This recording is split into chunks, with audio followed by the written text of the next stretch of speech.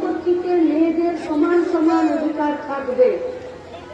যেদিনকে প্রথম এই আইনটা করতে গেল পার্লামেন্টে দিল্লিতে, যেখানে আইন হয় সেখানে সবার প্রথম যারা বলেছিল বাপের সম্পত্তিতে মেয়েদের অধিকার থাকবে না, তার নাম হলো বিজেপি।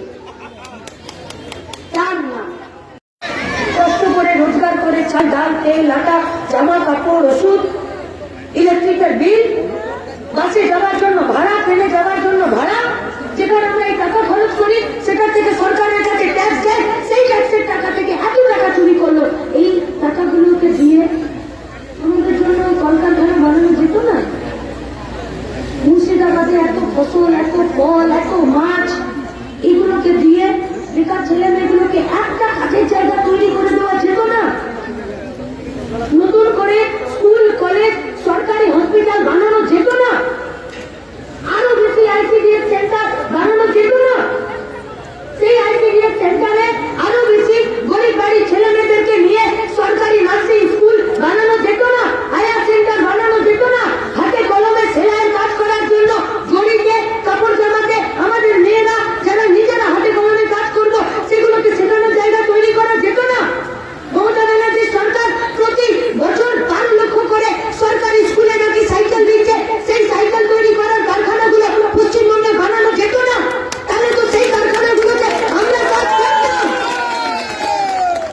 আর আমরা যদি কাজ করতে না জানি তাহলে তুমি মাস্টারমশাই দিদিমণি রেখে আমাদেরকে সেই কাজগুলো শেখাতে পারতে না?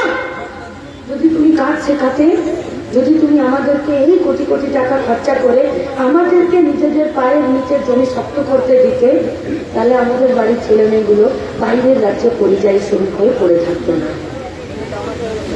লাস্ট 3 মাসে যারা গায়ে গতরে খেতে মাথা উঁচু করে বেঁচে থাকতে চায়, যারা পরিযায়ী শ্রমিক হয়ে বাইরের রাজ্যে পড়ে আছে, তারা 26 জন মুর্শিদাবাদের ছেলে যারা ডেড বডি হয়ে ফিরে এসেছে। কে নেবে তার দায়?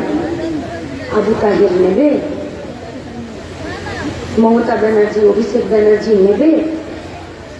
ইউসুফ পাঠান জানে মুর্শিদাবাদের 26টা ছেলে বাইরের রাজ্যে মরে গিয়ে অ্যাম্বুলেন্স ভাড়া করতে পারেনি বাড়ি আসার জন্য? জানে?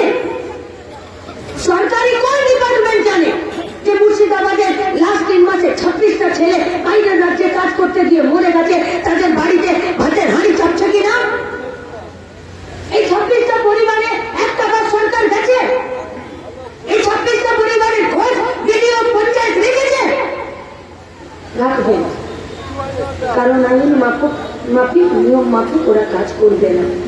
তাহলে যারা লুটের সরকার চালাচ্ছে তাদেরকে পাল্টে দেবে না? তোমরা তাদেরকে রেখে দেবে?